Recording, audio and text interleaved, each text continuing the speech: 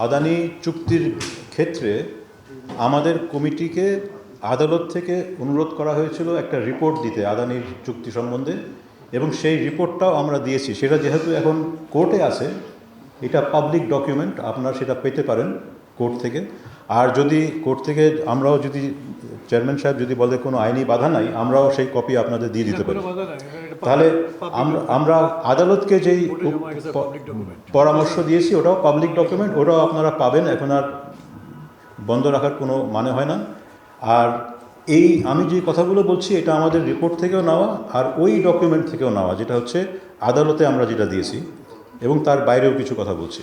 আচ্ছা, তো আদানি চুক্তিটা বিশেষভাবে ইন্টারেস্টিং এই কারণে যে অগ্রাধিকারের যেই কথাগুলো জাহিদ ভাই বললেন যে কোনগুলোকে আগে আমাদের টার্গেট করা উচিত, তার মধ্যে এটা অন্যতম।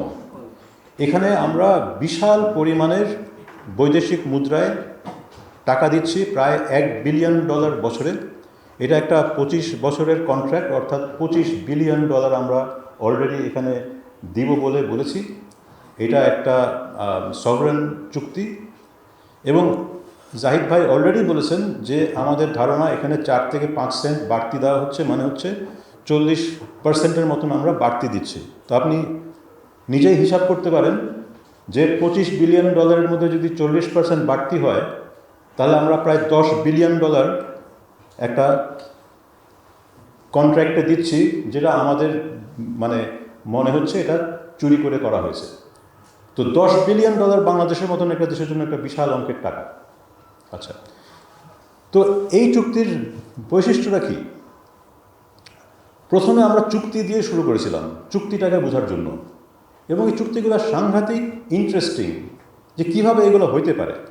আইনের চোখে কিন্তু চুক্তিটা যদি খুবই একটা আশ্চর্যজনক চুক্তি হয়, ওইটা কিন্তু প্রাইমা ফেসি প্রমাণ যে এখানে দুর্নীতি হয়েছে।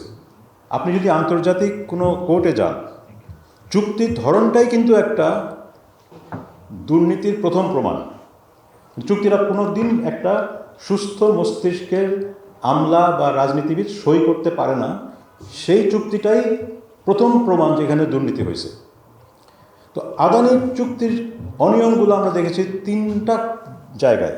একটা হচ্ছে স্থান নির্ধারণ, দাম নির্ধারণ, আর শর্ত আরোপ।